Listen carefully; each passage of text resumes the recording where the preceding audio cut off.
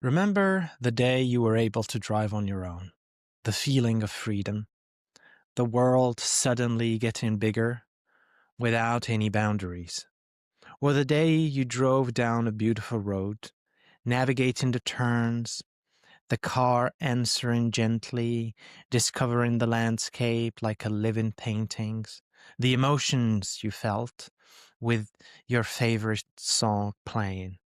What is a car? What is driving? Is it just a way to get from A to B, or is it a way of experiencing the travel in between? Am I having a romantic view? Am I forgetting about the traffic, the noise, and more importantly, the horrible road accidents? Self-driving cars are here. They promise better safety, more efficiency, and more accessibility. What is the trade-off? Today we are interested in how autonomous driving works and where it struggles. We will look at the science and the data behind self-driving cars. We will look at a research that reverse engineers some aspect of Waymo self-driving algorithm.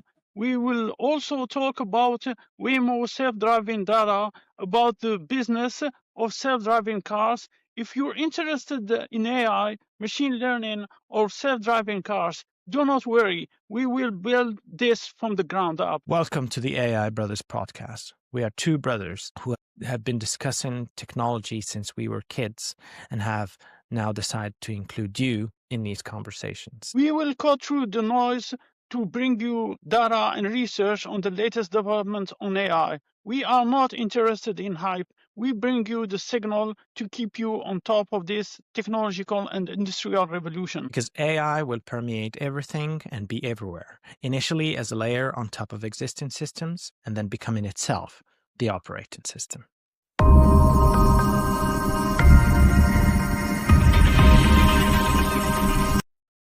Okay, let's start with impressions.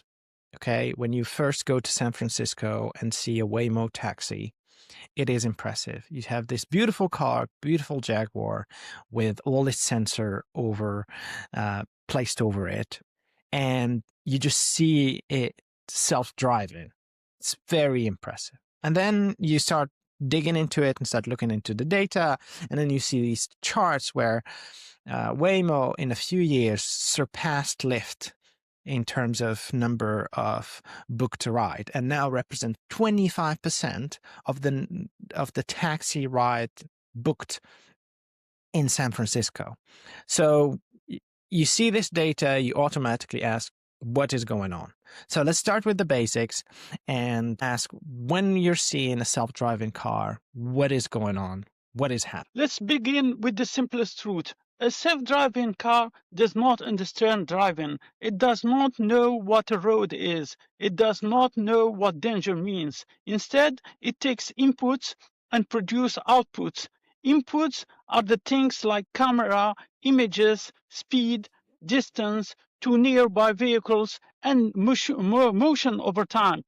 Outputs are things like steering angle, braking force, or acceleration. Exactly.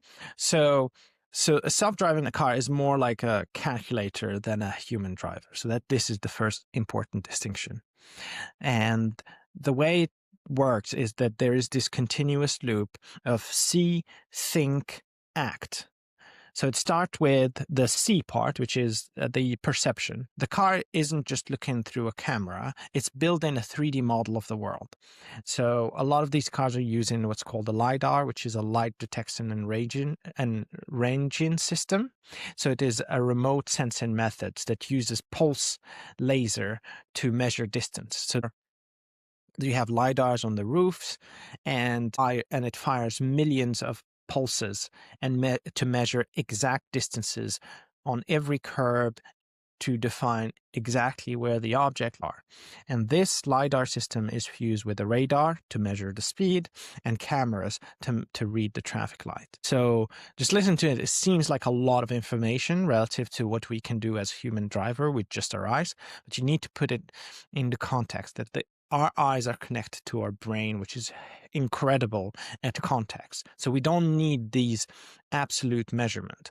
However, a robot needs certainty. So LiDAR will give it perfect shape, give it exact distance, even in darkness.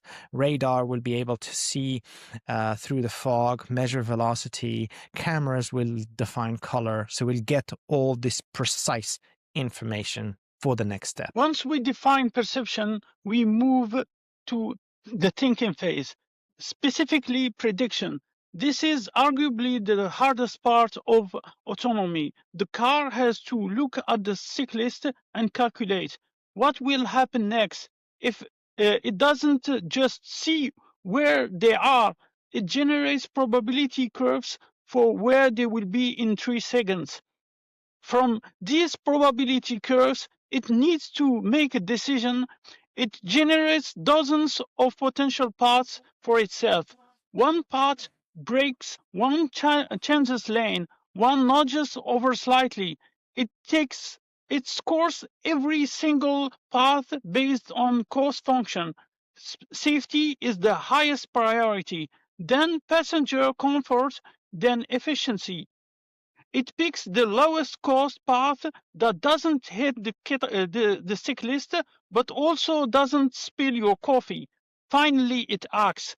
The computer translates the chosen path into raw physics. It sends precise commands to the car and control its path. Yeah, and the crazy part is that all of this cycle, this see, predict, plan, act cycle is super fast, and it happens 10 to 20 times every second. Now, just to contextualize, this is a general model of how self-driving works. Obviously, the different companies have their variations. For instance, Tesla's self-driving system notoriously doesn't use LiDAR because at the beginning, Elon insisted on the fact that cars should be able to drive with just cameras, the same way humans do with just our eyes. And it was actually a good idea because initially LiDARs were super expensive, and that would allow Tesla to get a really head start on self-driving relative to other companies. But now LiDARs have dropped tremendously in price. So this, we presented the models. Now, the computational detail of how this model works have been, for a long time, have been held within these self-driving companies. But today we'll talk about a research that actually sheds some light on how the algorithm could work. So the paper we are talking about is titled Waymo, Driverless Car Data Analysis and Driving Modeling. So this paper is from Columbia University, and it is significant because in this paper, the authors attempt to reverse engineer Waymo's algorithm from the raw driving data that Waymo has open sourced. What the authors do is indeed remarkable. They are proposing collapse of the entire stack of self-driving into a single neural network. This paper asks, can we just feed raw video into a massive neural network and have it output steering commands directly, effectively cloning a human driver? To do this, they built a hybrid architecture, a CNN, convolutional neural network, fused with an LSTM, long short-term memory network. However, they focus on just one output, acceleration. This sounds small, but it is critical. Poor acceleration decisions lead to jerky rides, rear-end collisions, or unsafe merging. Yeah, that's actually interesting that they limited the scope on just this problem. Maybe it's a computational limit. They didn't have the computational power to run all to run all the self-driving algorithm they wanted. But it's also important that they focus on an important challenge. So if they are able to crack an important challenge, it means that their sort of question, their hypothesis stands. But before we talk about the models, we need to talk about the data. As we know, AI systems need a lot of data. Yeah, correct. Waymo has collected over 10 million miles of driving data across more than 25 cities, in traffic, at night, in rain, and on highways. All of this experience is recorded. The data set used in this research contains 1,000 driving segments. Each segment is about 20 seconds long, but data is captured 10 times per second. That means that the system observes hundreds of moments for each short drive. Yeah. So you have this huge data, but it's also important to highlight that it's actually labeled data. So it's not just videos of stuff happening. It's labeled, so they know when there is a pedestrian, there's when a cyclist. So it's high quality data. Okay, now let's go back and double click on the architecture, and let's talk about the convolutional neural network, CNN. Obviously not the TV channel, but let's talk about that because that's the important first part in their model. Think of CNN as a system that learns to recognize patterns in images. At first, it notices simple things like edges and contrasts, and eventually the network learns visual patterns that correlate with driving behavior. In this research, CNN or convolutional neural network are fed from images. The system learns associations like open road equals acceleration or close vehicle ahead equals slowing down. Yeah, but driving is not just a single image. It's a flow. Yeah, exactly. Driving has continuity. What you do 2 seconds ago matters now. This is where LSTM models come in. LSTM stands for long short-term memory. It is a neural network designed to remember recent events and keep context. In this paper, the researchers fed images features from multiple frames into a LSTM. This allowed the model to understand trends, not just moments. That dramatically improves prediction quality. The researchers also did something important. They did not rely on images alone. They also used numerical features like current speed, distance to the vehicle ahead, and relative motion. These are basic concepts that humans intuitively use. They tested several models. Simple neural network performed poorly. CNN only models did better, but the best performance came from combining images, numerical data, and memory over time. That's it. That is so incredible. It actually shows that autonomous driving is more than a single AI problem. It's many problem layered together. You have the physics, you have the images, you have so it makes sense that the cars are gathering all that data. Okay, now the big question remains: did the AI get it right? Well, the most advanced model had the lowest error when predicting acceleration compared to real driving data. That means its decisions were closest to what actually happened in Waymo vehicles.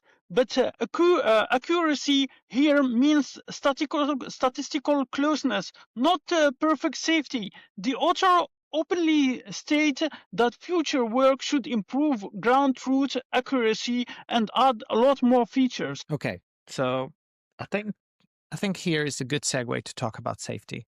So another piece of data that we'll talk about today is Waymo's release of their massive impact report. So this is real data covering their operations all the way through to late 2025. So the headline number is staggering: 127 million ride-only miles. To put that in perspective, that's about 150 human lifetimes of driving. So it's not a pilot program anymore, it's a proper data set. And on its data, they are claiming a 80 to 90% reduction in injury-causing crashes and a 45% reduction of minor crashes compared to a human benchmark. That's huge. Let's take a moment to talk about the benchmark. It does not favor Waymo. They use a local benchmark. they calculated the human crash rate specifically for the cities they operate in: San Francisco, Phoenix, Los Angeles, and Austin. But here is the critical analytical nuance. There is reporting bias. If you and I bump bumpers in a parking lot and there's a tiny scratch, we don't call the police. We just swap info and ignore it. That crash never enters the national database, but Waymo is legally required to report any contact, even a small hit. So really, that's important to highlight because a lot of people will be using data, but the reality is, if you want a real comparison, you need to look at the police reported and injury causing crashes that human would definitely report. And in this case, you can see how much safer the robot taxis are. So in terms of airbag deployment, down 82%. Serious injuries, down 90%. Intersection crashes, down 96%. 92% reduction in injury crashes involving pedestrians. Like these numbers are the kind of numbers, countries would dream to have in their drive-in data. It's really impressive. However, this report does not tell the full picture. Waymo cars are safer on average, but they fail differently. We've seen instances where the car stops in an intersection because it's confused by a construction cone. It doesn't cause a crash, but it does cause chaos. We do not have data on this metric, but the fact that we are talking about it shows the rate of progress. We have moved past, is it safe, to now asking, is it smooth? This is impressive. I was actually looking at when we were preparing this episode. I was looking at some of the earlier reports when cars were start to be introduced, and there was this clash between cars and horses. And a lot of people were complaining about cars because they were stalling the roads, they were freaking the horses. So it is very funny to see the kind of issues that people were complaining about when cars first came in, relative to the issues that now people are complaining about when self-driving cars are coming. So we discussed the tech really works. It seems to be safer from this data. Okay, let's now talk about the economics of this self-driving business.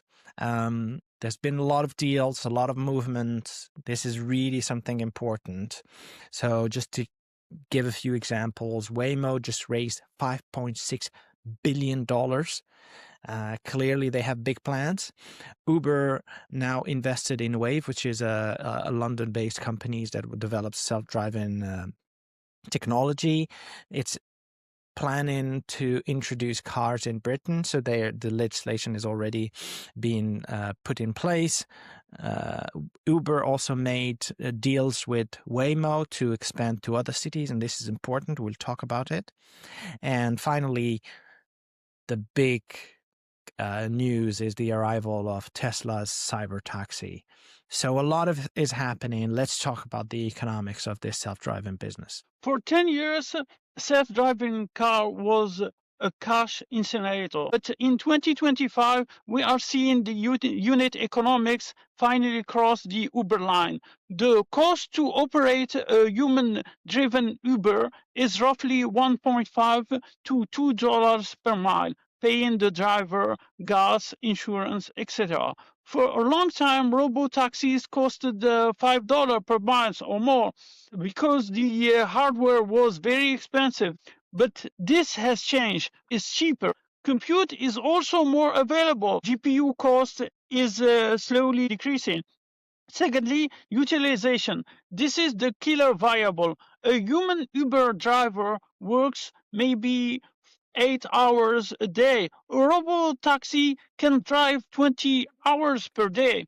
This means that the rides now pay for themselves. The margins are still very small, but we have an Amazon model run at slim margins for a decade to dominate the infrastructure. The moat isn't the AI anymore. The paper we reviewed shows that the AI is becoming accessible. The moat is the operations, cleaning the car, charging the cars, handling the customer service, and dealing with local regulations. Yeah.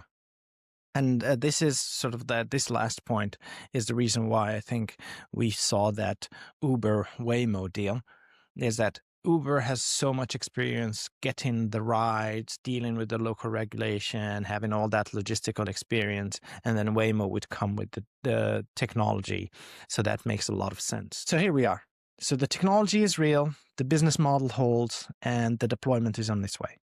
It seems inevitable. It seems like the right thing to do, but it pushes us back to our initial question. What does this mean for the future of driving? What does this mean to the experience of the drive? We know it will be safer. We know that it will only get better as the self-driving cars will take over the roads.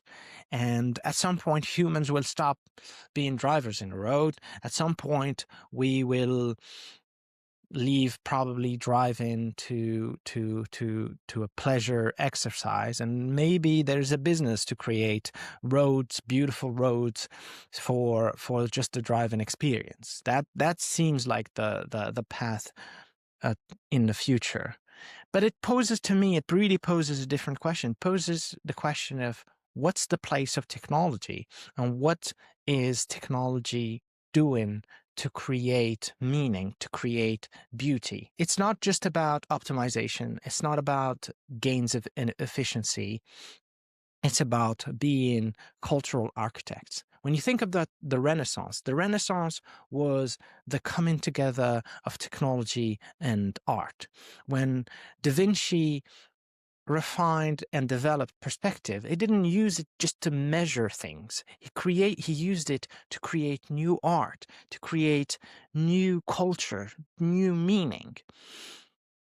And I think that technologists should be doing more of that, be more active in the creation of culture, of beauty, of meaning, and think beyond just the optimization requirement. I always like to think of the Dostoevsky's quote, "Beauty will save the world." This is something important, and I just feel like we're not thinking enough of it. I think it's a good way to end this episode. I hope you enjoyed learning with us as much as we enjoyed learning with you. We wish you a good and productive day.